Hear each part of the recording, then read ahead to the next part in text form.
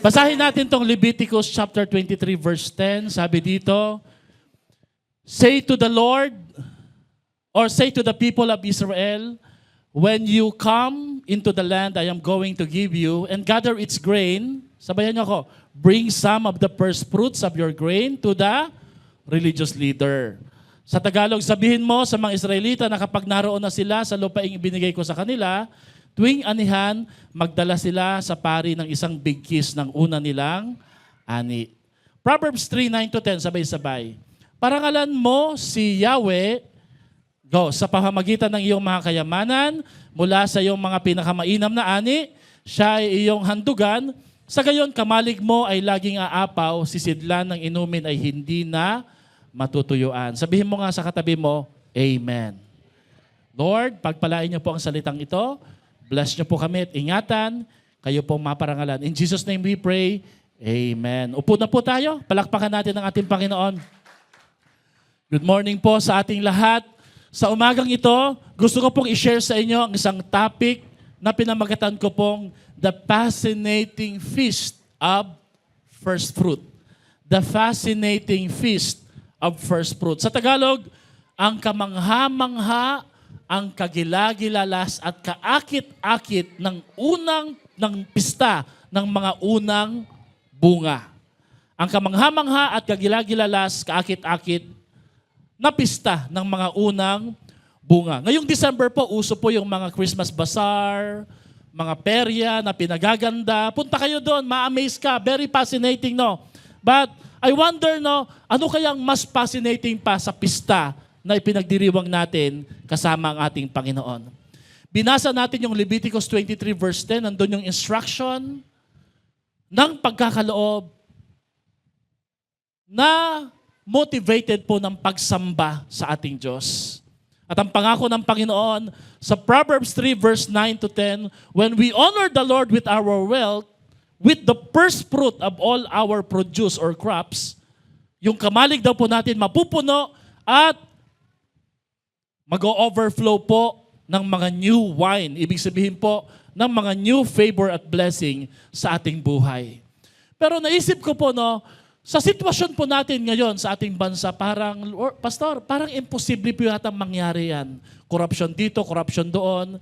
Ngayong araw na to sa kasalukuyan, pinagdaraos po ang 1 trillion march na hindi ho tayo nakadalo, di rin tayo makakadalo dahil araw ng pananambahan.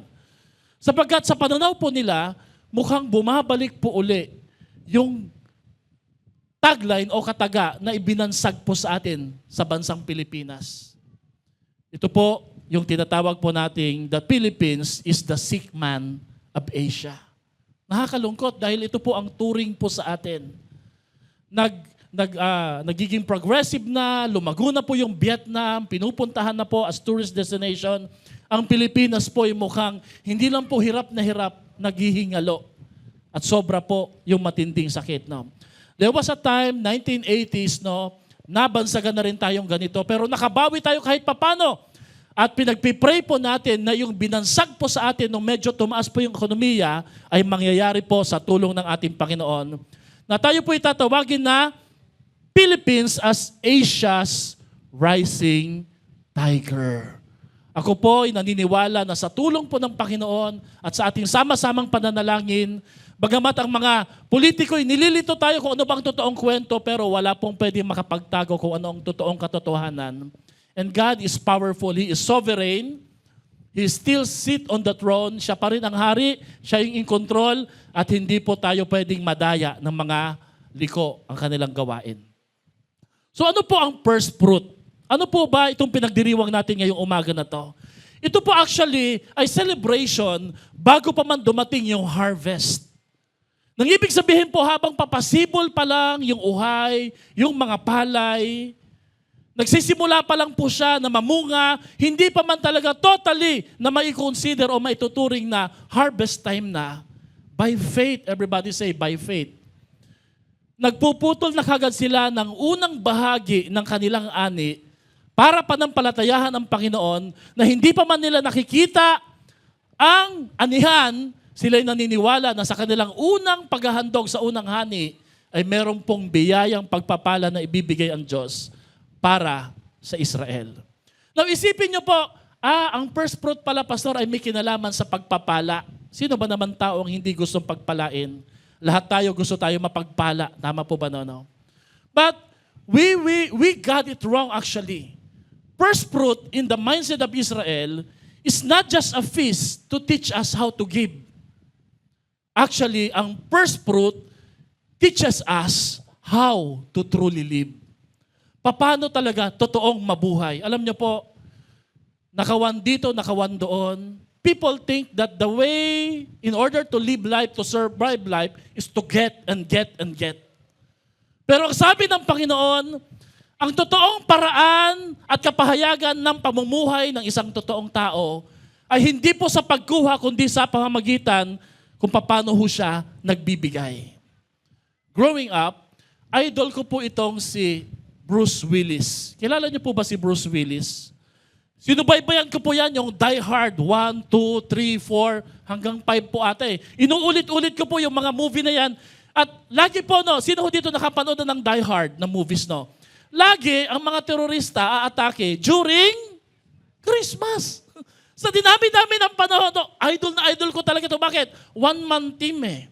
Siya lang mag-isa at ang kanyang hawak na baril madalas yung 39 lang na. Pero kayang-kaya niyang talunin lahat ng mga kalaban. No? Pero isang matipuno, malakas na Bruce Willis ngayon po ay mahina na sapagkat siya po ay tinamaan ng isang sakit na kung tawagin po ay PFD. PFTD pala. Nang ibig sabihin po, frontotemporal dementia.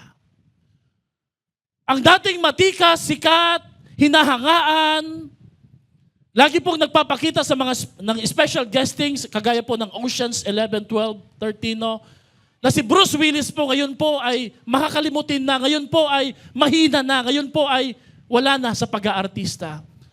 But the fascinating truth or the fascinating news about him is this. Hindi pa man siya patay, nagkasundo na po ang kanyang asawa at mga anak at ang kanyang buong pamilya na ang kanyang utak, the moment na siya'y kinuha na ng ating Panginoon, ay idodonate po niya sa mga scientists at mga doktor upang mabigyan ng daan ang isang very rare na disease na to, yung FTD, yung frontotemporal dementia, upang mapag-aralan. Dahil ito po isang uri ng sakit na sa kasalukuyan ngayon ay walang lunas.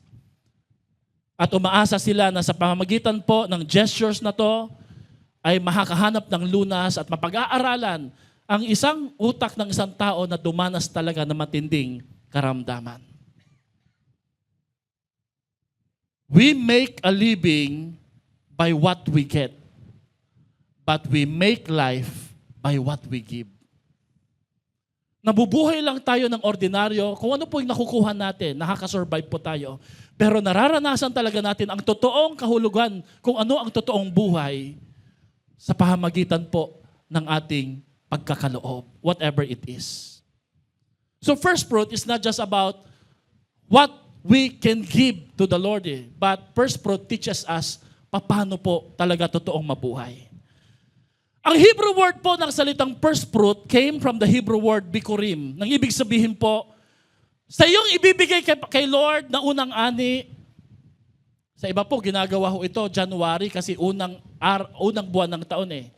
Pero sa unang produce ng iyong ani, meron pangako ang Panginoon that there will be a promise to come. May paparating na pangako. Pero ito po ay mas na-elaborate pa, there will be a promise of many. Everybody say, promise of many to come. You know, hindi mo alam. Yung ginawa mong pagsunod last year, yung mga nagdaang taon, yung ginawa mong act of faith na pagkakaloob na may kasamang pagsunod kay Lord, ngayong taon na to, you may be walking to your own miracles. Posibleng naglalakad ka na sa mga answered prayers, sa mga favor at breakthrough, nilalakaran, nararanasan mo na ang mga bagay na pinangako ng Diyos dahil sa iyong pagsunod.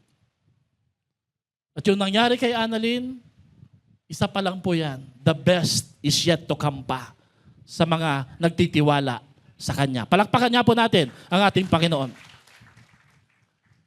So, first fruit actually is a principle before a promise. Maganda pala sa Sayon Baliwag, no? Walang aircon, napupuno. Praise God. Ganito lang po tayo lagi tuwing linggo, walang aircon. Sa iba ho sa inyo, kung kayo po'y bisita, nagtataka kayo, bakit po tayo nagtitiis dito? Nanakawan po kasi tayo. 3 floor tanner, medyo mahal po yan, nanakaw po yung mga condenser, yung outdoor unit. No? Pinapaalam ko lang kasi nagulat po ako last Sunday, marami pa palang hindi nakakalam. Akala nila nasiraan lang tayo. Pastor, ba't ba nasira yung aircon nyo? Ba't ba kayo nagtitiis? Sabi ko, hindi po tayo nasiraan. Nanakawan po tayo. 2 linggo na po ito. Wala pa tayong pambili pero naniniwala tayo, gawain ni Lord ito. Siyang magkakaloob, siya ang kikilos at hindi niya tayo iiwanan ni pababayaan man. Amen? Bakit sumasamba pa rin po tayo? Alam niyo po, walang pagsamba pag walang sakripisyo. Lahat ng pagmamahal nararamdaman ng iyong iniirog pag meron kang hirap minsan na pinagdadaanan.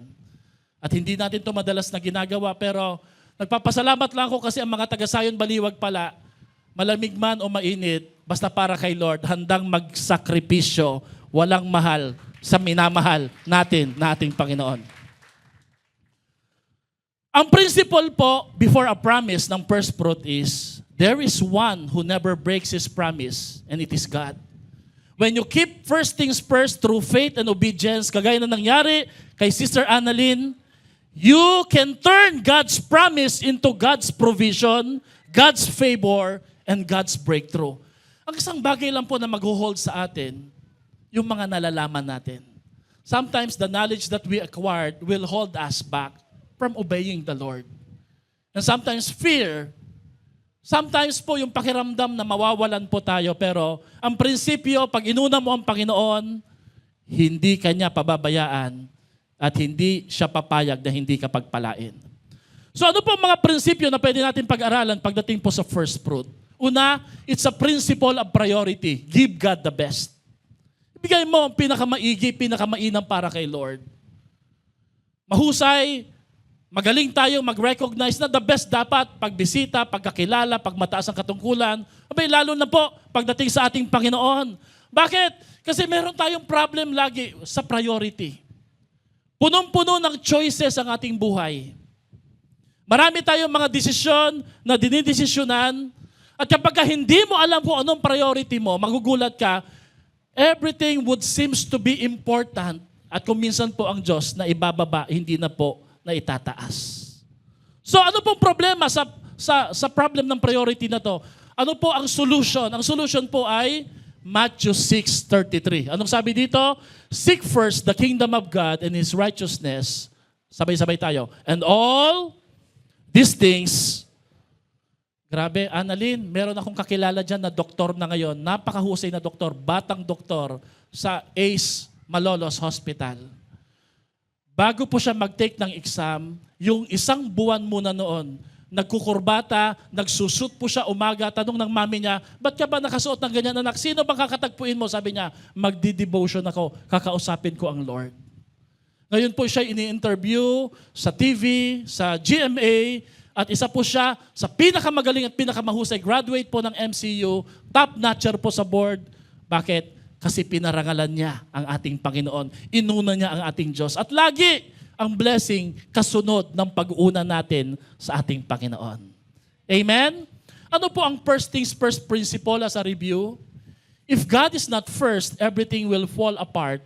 But when God is first, everything else falls into the proper place. Now, isipin nyo, Pastor, yan po ba may kinalaman sa pagsamba? Nandito naman ako eh. May kinalaman sa pagkakaloob lang, no? No. When we say God is first things first, it's not just about making choices and decision. It's all about choosing better. Sa palagay mo, yung ginawa mong desisyon para kay Lord, yung pag-una mo sa Kanya, yan ba yung pinakamaigi na nagmula na sa'yo?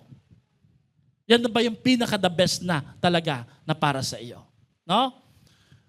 Pinakita ko po sa inyo sa unang linggo ng buwan na ito na meron po tayong maling konsepto patungkol pa sa pag sinabi natin first things first. Ito po yung ginagawa natin. The least priority. Nilalagay natin si Lord, number 1, God muna. Nandyan ba yan? Sunod family, sunod work, sunod recreation. No? O pagtapos na ako kay Lord, pwede na ako sa family. O pagtapos na si God, pwede na ako magbisyo. Anyway, nauna ko na siya eh. Basta yung linggo nagawa ko na para sa kanya, ako na pong bahala at masusunod kung anong gagawin ko sa Lunes hanggang Biyernes. Pag naibigay ko na yung 10%, karapatan ko na kung paano ko gagastahin yung 90%. That's not how we put God first. Pag sinabing God is first, it's not a list analogy, kundi it's a center analogy. Nang ibig sabihin po, in everything you do, God must be first, and everything in your life must revolve sa pagiging una sa ating Diyos. No? Ang tanong mo lagi, kumusta sa trabaho, nauuna ko ba ang Diyos? Siya pa rin bang mahalaga o nakakaligtaan ko na siya? Sa pamilya, sa interest natin, sa hobby, sa church, sa studies, even sa ministry, God must be first sa ating mga buhay. Now, iniisip po natin, Pastor, ano po ang konsepto talaga ng Kristiyano? Well, Christian life is all about sacrifice. Kung meron man po dito, iniisip mo that Christian life is all about comfort, Christian life is all about the benefits of God's favor and grace sa ating buhay, that's partially true. Pero ang pagsunod kay Kristo ay laging may kalakip na sakripisyo. Nakita niyo po ngayon, namamaypay po kayo, pinag-iinitan kayo, balalo ako dito sa taas. Nakita niyo po kung gaano kahirap po ang maging Kristiyano, mapapahiya tayo, masasabihan tayo, maaabuso po tayo, kasi bahagi po yan sa sakripisyo. Everybody say, sacrifice. And you know, sacrifice is very important because mamamatay ang apoy pag walang sakripisyo sa altar. The only reason why a fire or why an altar keep burning is because there's a sacrifice being placed in there. Mawawala ang apoy sa puso natin, malalayo tayo sa ating Diyos. Magkakaroon tayo ng maling pananaw o pagkakilala sa ating Panginoon kapag nawala na yung sakripisyo sa altar na ibinigay sa iyo ng ating Panginoon. Pumalakpak nga po lahat ng nagmamahal at nagsasakripisyo para sa ating Diyos. First thing first is all about priority. Number 2, first thing first is all about the principle of consecration. Yung una mong binibigay kay Lord, wala pa man yung ani, ay nagpapakita na, Lord, hugasan, linisin mo po yung susunod ko na transaksyon. You know, as a pastor, I'm privileged to pray, to bless some of your properties here. Meron tayong mga pinagpipray na bahay, apartment. Meron tayong, nung pinagpray ko po yung isang apartment, ang sabi po ng isang kasamahan natin na nasa ibang bansa, Pastor, may kasunod pa po yan na apartment, pinagpipray namin, may isang lupa pa kami may bibili, maraming pinto. Sabi ko, thank you Lord, no? May iba truck, may sasakyan. Lagi ko po itong nakikita na pattern when we pray these properties.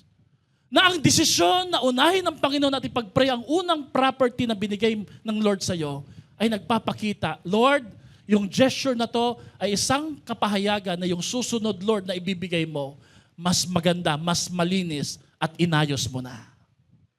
Because first thing first is not just a principle of priority, it's a principle of consecration. Basahin natin yung verse na to. If the part of the dough, harina, is offered as first fruit is holy, banal, then the whole batch is holy. If the root is holy, so are the branches. Nang ibig sabihin po, pag tama yung motibo mo, matapos kang pagkatiwalaan ng pagpapala ng biyaya, yung kasunod, magiging tama yung transaksyon. As a pastor, I have been into front seat. Many people, can I just tell a story? There was this lady na na-bless po siya nung namatay yung kanyang asawa, a foreigner. She was blessed to accumulate a large amount of wealth. No exaggeration, about 20 to 30 million plus. And this is our friend ni Pastora. No, ako yung nagpapastor pa sa Hagonoy. Pero nag-church plant na kami sa Baliwag dito. And then she keeps on calling us, Lord, pag-pray nyo kami, Pastor. Sabi ko, sige, pag-pray ko kayo.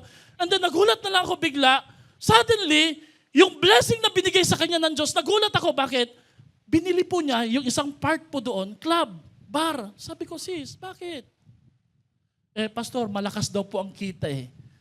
Anyway, Pastor, na-bless naman yan, napag-pray naman yan eh. Sabi ko, ang hirap naman ipag-pray yung isang club at bar. Lord, ano sasabihin mo, Lord? Padamihin mo yung mga lasing dito. Lord, naway maraming sumayaw dito at maraming ma-entertain. Ganun po bang prayer ko? And I refuse to pray that bar. You know, as time goes by, sabi po niya, ayon sa kanyang kwento, Karamihan sa kanyang pera, hindi po niya binabangko, minamali-maleta. So siya po mga unang nagmamaleta. And you know what? No exaggeration. Time comes, pinapaalalahanan siya ng kanyang mga kaibigan, na mga ninang din namin, kaibigan din namin. Sabi niya, tumulong ka sa gawain, ibigay mo yung para kay Lord. Sabi niya, saka na lang. Nagulat na lang siya one day, yung mali-maleta na bawasan na. Makailang beses siyang nabudol hanggang dumating yung time, no exaggeration, no? Dinala siya ng isang mga grupo ng mga tao, dinala siya sa bandang Nueva Ecija, nagulat na lang siya para siyang na-hypnotize, yung susi ng kanyang kaisa-isang sasakyan na natira na lang, binibigay pa niya at binigyan na lang siya ng pamasahe na commute siya pa uwi. Pagdating po niya sa bahay nila, saka lang siya naalimpungan at na-realize niya, nabudol ako. This time, she's trying her best to recover. We keep on praying for her, we keep on talking to her, at lagi niyang sinasabi, ang bilis palang mawala ng milyon. Kapag ang una ay mali, yung susunod, mali lahat. Pag kayo po'y blessed ni Lord, ask your pastor, praise God. Oh, kung gaano po kami kasaya pag may napopromote, pag may nabibless. Pero lagi, sa likod ng aming isip, nandun palaging pag-aalala, paano niya i-handle yung blessing na to? I've been a pastor for 20 years. Can I just say this now? Ang pinakamatindi mong tukso, hindi yung hirap sa buhay.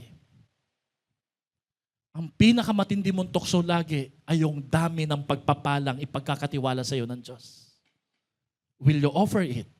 Will you give it to God? Will you surrender it? Will you say to the Lord, Lord, consecrate this. Bless this, O God. No. Taas nga pong kamay yung hindi pa nabibigyan pero paparating na yung ibibigay ni Lord at nagsasabing, Lord, ibibigay ko yung para sa iyo. Come on, palakpakan natin ang ating Panginoon. Nakita na po ba kayo ng isang tindahan na nakalagay, restaurant, reserve? Reserve. Ibig sabihin po, hindi pwedeng upuan, hindi pwedeng i-occupy. Bakit? Naka-reserve na yan. No? Your first fruit, whatever it is, it's not the amount it's the heart. It's the intention. Hindi yung pinagplanuhan, pinag-isipan mo pa, Lord, kakapain ko muna kung anong. Pag ako na-bless kay pastor, pag siya'y naiyak ng konti, malamang magbibigay ako ng malaki. Hindi po ganun eh. Naka-reserve, bago ka pa pumunta dito, naihanda mo na eh. Pinagplanuhan mo na eh. Para kang bibili ng gamit, gadget, pinagplanuhan mo eh. Kay Lord, nakabukod, naka-reserve. Everybody say naka-reserve. Kagaya po ni Abraham, naka-reserve si Isaac para kay Lord. Taas nga pong kamay yung mga panganay dito. Yung mga panganay, yan yung mga bless ng Panginoon. Amen? Palakpakan niya natin yung mga panganay dito, no? Alam niyo ako, naniniwala lagi ang mga panganay, mababait yan. Tama? Tingnan mo nga yung panganay na katabi mo. Mababait yan. Di yan makabasag ng pinggan. Di ba? Makabasag lang yan ng salamin. Nakabukod yan. Kaya ang mga panganay dapat lagi niyong pinagpipray. Bakit? Kasi ang mga panganay, nakabukod yan para kay Lord. Amen? You know, when Abraham offered Isaac, Isaac was more than Abraham's son. He was actually Abraham's first fruit. Kaya nung binigay po ni Abraham si Isaac, ipinakita po niya, Lord, hindi yung mga bagay na to, hindi yung anak ko ang minamahal ko, ikaw ang mas mahal ko. At bago bigyan ng Diyos ng bansa o maraming bansa si Abraham, tinest muna siya. At ang prinsipyo, ano man yung nilagay ni Abraham sa altar, pinadadami ng ating Diyos. First fruit is not just about offering. Hindi ito mapupunta sa pastor o kung sino man, mapupunta sa gawain ni Lord. Pero panampalatayahan natin, it will be consecrated. Ano man yung ibibigay mo sa altar dito sa harapan mamaya, padadamihin, palalakihin, pagpapalain ng ating buhay na Diyos. Palakpakan natin siya. Amen? Kilala niyo ba si Cain at si Abel? Parehong nag-alay pero mali yung puso. Hindi the best yung binigay ni Cain. The best yung binigay ni Abel. Talagang binukod niya. At ang takeaway truth po natin sa kwento na to sa Genesis, God rejected Cain's offering not because it was not good, but because it was not God first. Hindi inuna ang ating Diyos. No? Pag sumisweldo ka, kumikita ka ng malaki, matapos ang isang matinding transaksyon, paano mo hinahandle yung blessing na yan? No? Iniisip na kagad natin saan tayo kakain, saan tayo bibili, no? Well, if you have a heart like Abel, bago ang lahat, bukod muna yung para kay Lord. First fruit kasi is worship. When our worship is wrong, life will go wrong.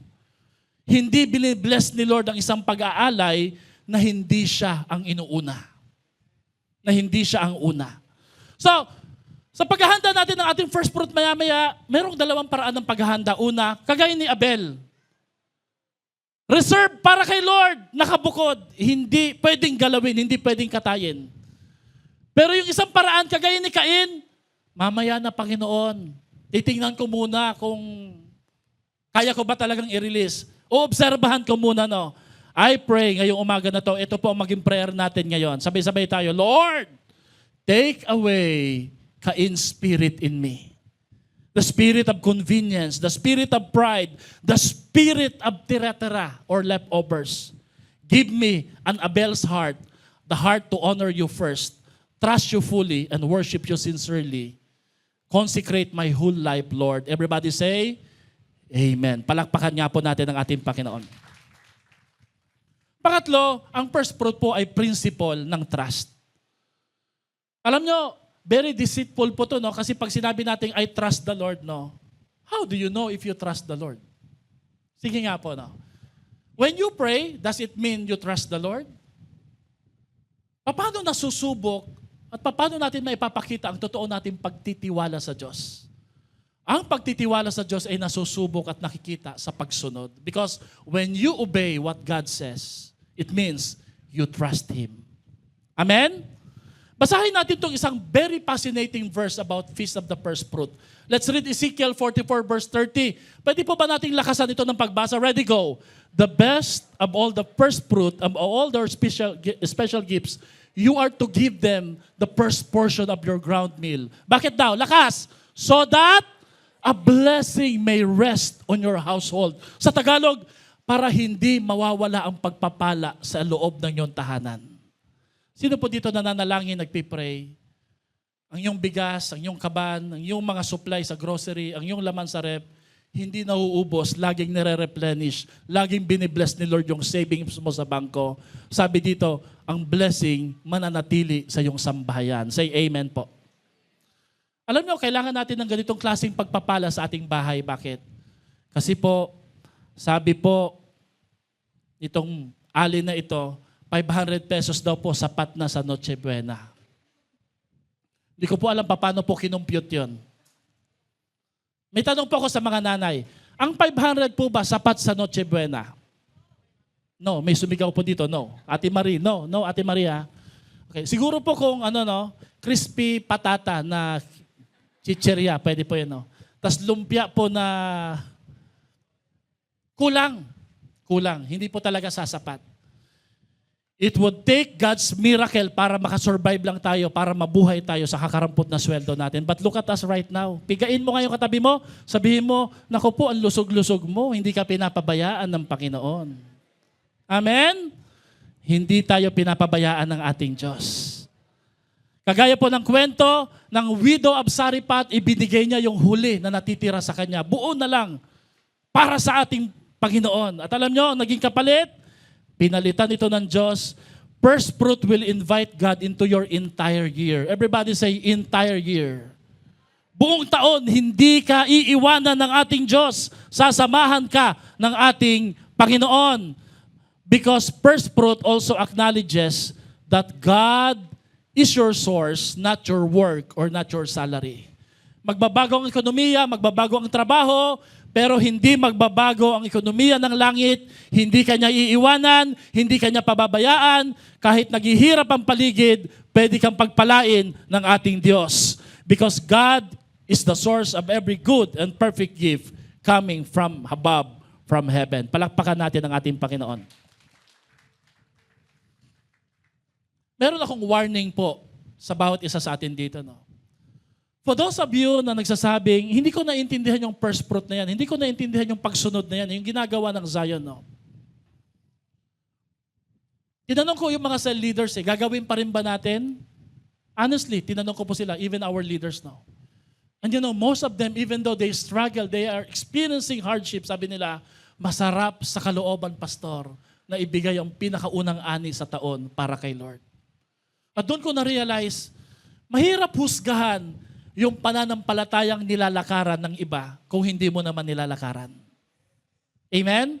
Sabi ni Oswald Chambers, beware of pronouncing any verdict on the life of faith if you are not living in it. Kung hindi mo pinapamuhay, hindi mo nararanasan, hindi mo sinasagawa, wala tayong right at wala tayong karapatan na husgahan sila na mali yung ginagawa nila. Amen po ba doon? Palakpakan nga po natin ang ating Diyos. Pang-apat at panghuli, the principle of celebration. First fruit is all about joy, not pressure. Everybody say joy. Everybody say not pressure. Tingnan niyo po itong 1 Chronicles 29:9, Tagalog. Nung ipapagawa yung templo, kailangan nila magkaloob, kailangan nila magbigay para matapos ang gawain. Can you imagine si Haring David na po to ha? Israel na to, nagkaloob pa rin sila eh. Sabi dito, pagkatapos ay nagalak ang bayan. Everybody say, nagalak ang bayan. Sapagkat ang mga ito ay kusang loob na naghandog. Sapagkat sila ay may dalisay na puso na kusang naghahandog sa Panginoon. At si Haring David ay labis na nagalak. Para sa templo ng Diyos. No? Ako nangangarap, one day di na tayo mangungupahan. One day, pupunta na tayo sa sarili nating lupa, 3-story building na ibibigay ng ating Diyos. Hindi na maingay yung mga bata, selyado na po sila. At higit sa lahat, may malaking worship hall po tayo at sa ibaba, malaking parking space para sa gawain ng ating project Nehemiah. Palakpakan natin ang ating Panginoon. You know, 2 years pa lang natin ginawa yung first fruit na to. Last year, naka 400,000+ po tayo. Napapader natin yung church, nabayaran natin yung lupa ng buo. Kahit po sa church na meron po tayo, tingnan mo nga yung katabi mo, sabi mo sa kanya, may ambag ka doon. Kasama ka doon. Amen? 2 Corinthians 2:8-4. Sabihin nyo, Pastor, paano naman yung walang-wala? Aba, gusto ko na ka talagang magdahilan at sabihin, excuse ka na sister o brother eh. Pero tindi ng verse na to. Bagamat dumaranas sila ng napakatinding pagsubok, period na ba yun? Hindi.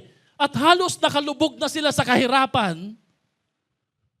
Naku, ito dapat may dahilan na to eh. Huwag ka na magbigay sis o bro. Sila'y nag-uumapaw sa kagalakang mamahagi ng yaman ng kanilang kagandahang loob. Sabi dito, verse 3, ako'y makakapagpatunay na sila'y kusang loob na nagbigay ayon sa kanilang kakayahan. Okay lang pala, ayon sa kakayahan. Pero hindi. Higit pa sa kanilang kakayahan. Wow! Pinag-ipunan. Masidhi pa silang nakiusap sa amin. Nakiusap sila na pagbigyan sila ng pagkakataong makibahagi sa biyayang paglilingkod sa mga banal. You know, I always think that giving is the luxury of the rich. Actually, it's the privilege of the poor, of those who are suffering, of those who are experiencing. Napansin niyo po sa Bible, ang laging hinahamon ni Lord at binibless ng Diyos, hindi mayayaman eh. Yung kapos na kapos. Pero sila, pagkatapos sumunod kay Lord, ay pinagyayaman at pinagpapala ng lubos ng ating Panginoon. Sabihin mo nga sa katabi mo, wala kang excuse. Kasi blessed ka ng ating Panginoon. As I close, you should remember the words of the Lord Jesus when He said, it is more blessed to give than to receive. Sabihin mo nga sa katabi mo, mas pinagpapala ang nagbibigay kaysa tumatanggap. Ready, go. Mas pinagpapala ang nagbibigay kaysa...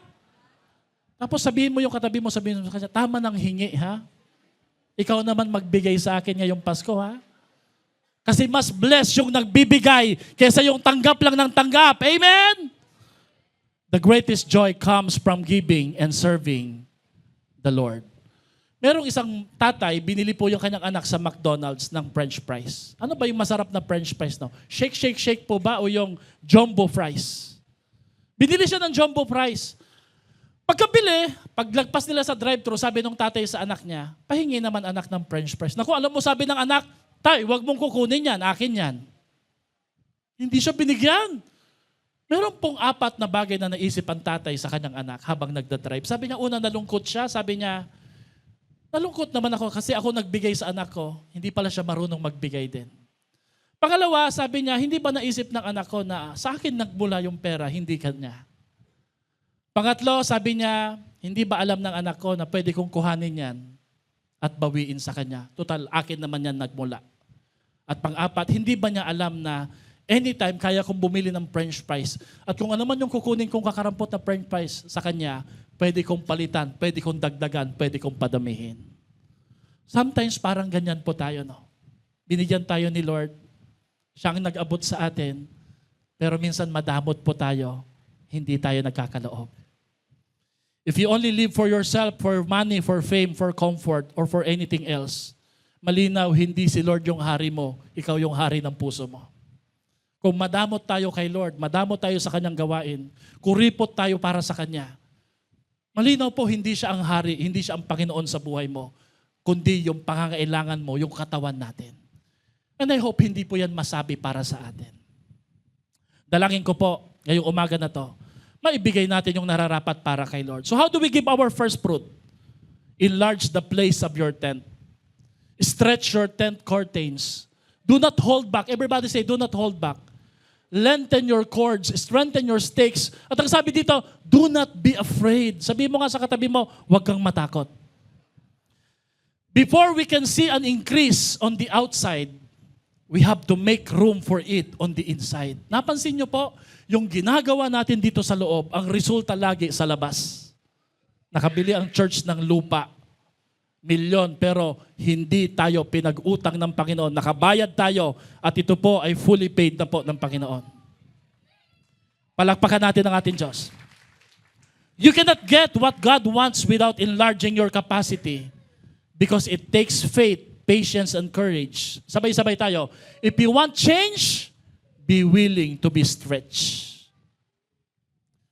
Sino dito nawalan na kagaya ng church? Why did God take it away from us? Nawalan ka na ba ng pera? Naloko ka? Nabudol ka? Nanakawan ka? Si Kuya Pert, nanakawan siya ng kanyang first fruit, inipon niya eh. That's one of the rare stories ganyan eh. Inipon niya mula January, nanakaw eh. And I'm praying, sabi ko, kung sino man ang kumuha niyan, ipag-pray niyo. Bakit? May discipline doon. Kasi binukod mo para kay Lord eh. At nanakaw. Oh, ipag-pray talaga natin yon, no? Sino dito nawalan na? Taas kamay. Nawalan ng jowa. Mawalan ka ng jowa, wala naman nanliligaw sa'yo. Paano ka mawawalan? Biro lang, biro lang. You know, when God allows something to be taken away from you, He is not actually taking something. He is actually creating a space. So He can fill you. He can bless you. He can expand you. And get ready because God is up to something big in your life. Pag nawalan ka ng kapartner dahil manloloko, hindi ka nawalan ng kasosyo. Naglagay lang ang Diyos ng espasyo para punan niya ng mga tamang tao, tamang pagpapala, papalapit at paparating sa buhay mo. Palakpakan natin si Lord. Sabi mo nga sa katabi mo, huwag ka malungkot sa mga umalis sa'yo. May ipapalit ang Diyos sa mga nawala sa'yo. Amen? Why? Because if God can take away something you've never expected losing, He can replace it with something that you've never imagined having. Paano ako nagkaroon ng ganito, Lord? Kahit ganito lang ang nawala, pero ang laki ng pinalit mo. Bakit? Ganun ang Diyos. Pag may espasyong nawawala, lagi niyang pinupunan ito at pinagpapala ng ating Diyos. Tayo po'y tumayo para sa isang panalangin. Before the month ends, I pray, before the month ends, God will shower you with His miracles. Taas nga po natin yung kamay. Sabihin mo, Lord, bago matapos ang taon, may gagawin ka sa buhay ko.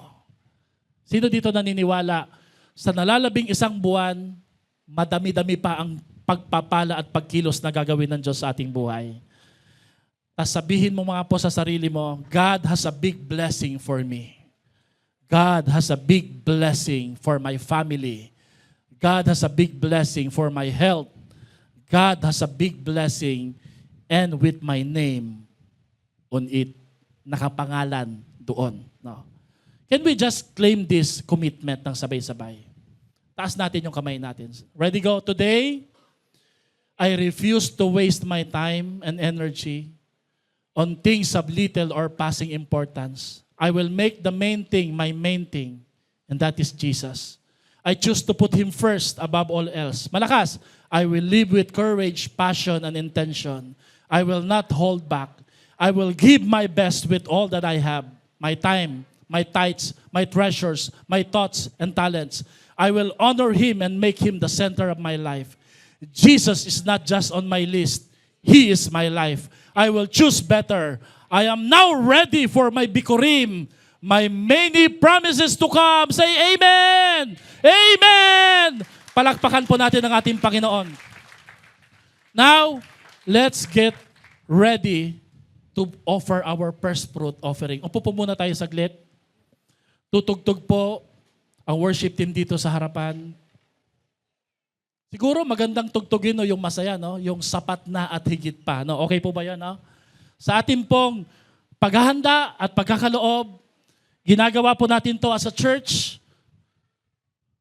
Ipag-pray mo po yung first fruit na yan, Lord. Pangalanan mo, Lord, ito po yung para pampaaral ng mga anak ko. Ito po yung pambili ng bahay namin. Ito po yung pambili ng sasakyan na ibibigay mo sa amin. Promotion sa trabaho. Just like what Annalyn mentioned kanina, Lord, ito yung pampapasa ko sa board exam in Jesus' name. No? Amen. At kahit estudyante ka, ano man ang sitwasyon mo, it's your privilege to give your first fruit offering para kay Lord. Hawakan niyo po yan. Kumuha po tayo ng envelope dun sa Thank you, Ate Erica. Okay? At pakiusap ko po, huwag ko kayo munang uuwi. Bakit? Bilang magkakapatid, magkakasama tayo sa lamig kahit po sa init. Mahal natin ang Lord, mahal natin ang isa't isa. Amen po ba doon? No? Malay nyo po, next Sunday, meron na tayong aircon. Amen? Palakpakan nga po natin ang Diyos. Yung naniniwala, may lamig na mangyayari sa susunod na linggo. Say Amen. Hallelujah. Ang hirap mag-preach ng langit, no? Pakiramdam mo, impyerno eh. Hawakan nyo po yung first fruit nyo po.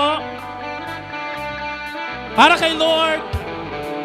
Para sa church building project. Para sa aircon, provision. Lord, I claim my bikurim, my promise of many to come in my life. Let's pray. Taas natin to. Panginoon, pagpalain niyo po ito. Pasaganayin. Siksik, liglig at umaapaw. Naniniwala kami that the blessing will not go away from our house. In Jesus' name we pray. Honor our faith and obedience. Bless our business.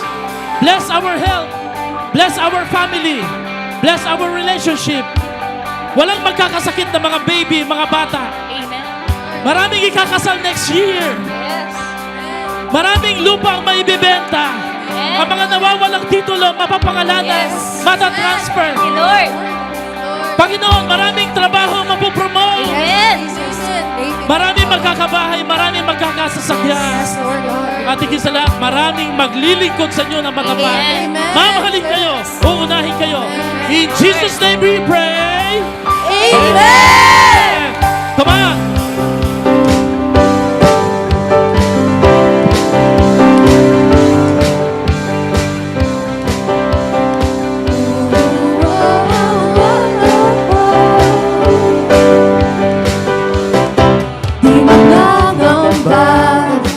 Kawalan pagpapala mo'y lagilaan, di matatakot sa panganib, pagkat nariyan ka palagi, di matitinag sa pagsubok. Ang pagsama mo'y tiyak at lubos, di mapipigil sa pag-awit, pagkat ikaw ay mabuti, pagkat ikaw ay mabuti.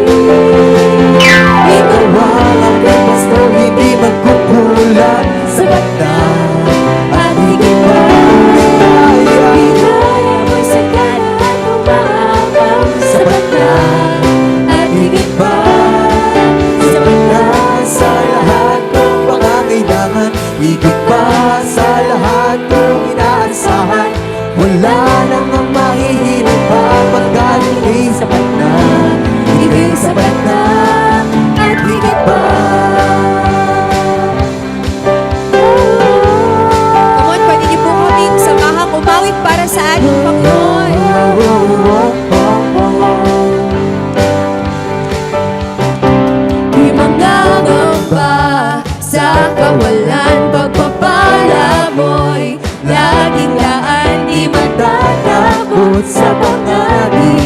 Pagkat naririyan ka palagi, di matitigan sa pagsubok. Ang pagsama mo'y tiyak at lubos, di mapipigil sa pag-awi. Pagkat ikaw ay mabuti, Pwede mo ba namin marinig ang tinig ng bawat kasama mo, sir? ikaw ang aming pastor. Kaya pwede mo ba tayong lahat na tumayo? At higit pa Sa ating mga pag-awit, hindi na tayo uminta. Iba lang po ang ating mga kamay. sapat na, at higit pa sapat na sa lahat ng pangangailangan, higit pa sa lahat ng inaasahan. Wala namang mahilig pa magkaligin. Sapat na, ika'y sapat na. Ikaw ang aming pastor, hindi magkukulang. Kaya pwede mo ba natin iwang-iwan ang ating mga kamay? Yes, Lord God. Biyaya mo sa gana at mahapaw. Sapat na, at higit pa sapat na sa lahat ng pangangailangan, higit pa sa lahat ng inaasahan. Wala namang mahilig pa pagkat ika'y sapat na, ika'y sapat na. At higit pa pagkat ika'y sapat na, ika'y sapat na. Wala namang mahihilig pa pagkat ika'y sapat na, ika'y sapat na. Higit pa, ika'y sapat.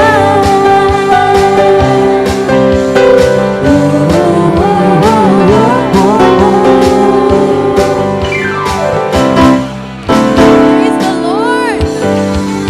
Amen. Palakpakan po natin ang ating Panginoon. Meron pong iba nagpasabi, Pastor, yung first fruit po namin sa December na, that's okay. Okay lang po yun. No? Alam niyo po, mas mahalaga kayo kaysa dun sa ibibigay niyo. Kung yun lang yung magiging dahilan para tayo po ay manghina, okay lang po yun. No? Pero ginagawa po natin to as our sign of faith and expression sa ating Panginoon. No? Andito pala si inaanak kong si Vlad. Congratulations sa bago niyong baby ha, ni Elise. Salamat kay Lord, no? Increase yun, blood, increase, no? Huwag kayong uuwi kasi we will take our Thanksgiving lunch and then magte-testimony po ang bawat isa sa inyo dito. Yung malakas ang loob. Sabi mo sa katabi mo, malakas ba loob mo? Magte-testimony tayo para marinig namin ang kabutihan ni Lord sa buhay niyo, no? Of course, merong GCash. Huwag ko kayo magmamadali muna. Bubuksan po natin yung bintana na yan.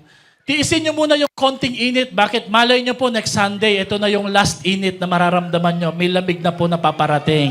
Amen? Ipunin nyo po yung pawis na nalalabas ngayon. Bakit? Rare yan. Pwede yung ibenta at ipa-auction. Kuya Darwin.